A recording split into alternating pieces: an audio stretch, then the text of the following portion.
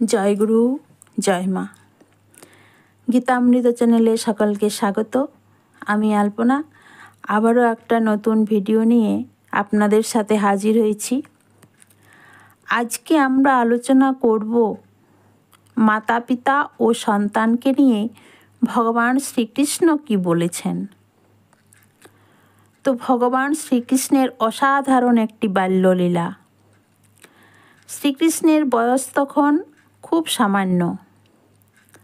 একদিন নন্দ মহারাজ তার পাদুকা জোড়া আনার জন্য কৃষ্ণকে বললেন।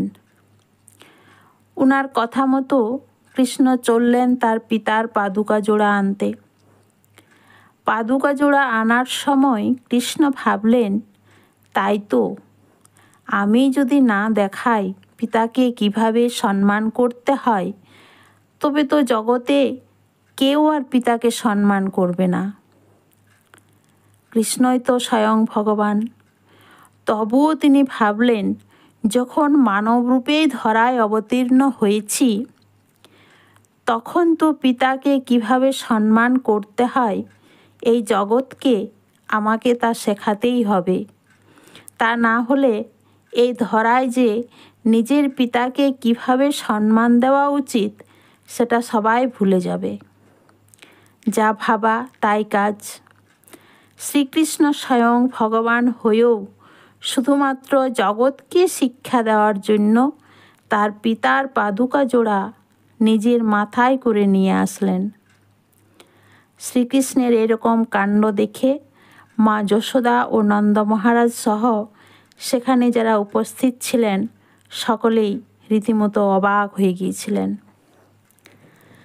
তো দেখুন, যেখানে ভগবান স্বয়ং তার পিতাকে সম্মান দেখানোর জন্য পিতার পাদুকা জোড়া মাথায় করে নিয়ে এসেছিলেন, আমরা নিজের পিতাকে কতটুকুই বা সম্মান দিতে পেরেছি।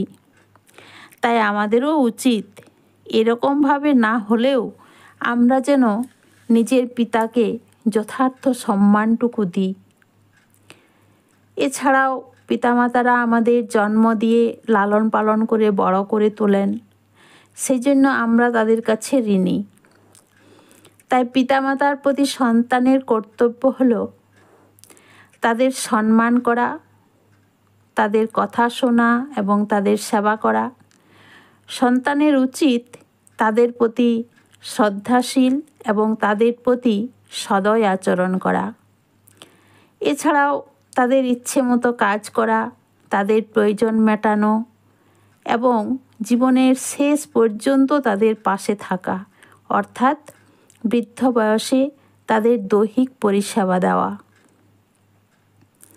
এবং মৃত্যুর পর তাদের উদ্দেশ্যে পিণ্ডদান করা সন্তানের অবশ্যই কর্তব্য। আর এসব কাজের মধ্য দিয়েই মাতৃপিতৃঋণ শোধ হয়ে থাকে। কেননা টাকা পয়সা দিয়ে মাতৃপিতৃঋণ শোধ করা যায় না। তো এভাবেই আমাদের পিতামাতার প্রতি আমাদের দায়িত্বশীল হতে হবে। তাহলে আজকে এই পর্যন্তই। সকলেই ভালো থাকবেন, সুস্থ থাকবেন, আনন্দে থাকবেন। জয় গুরু, জয় গুরু, জয় মা।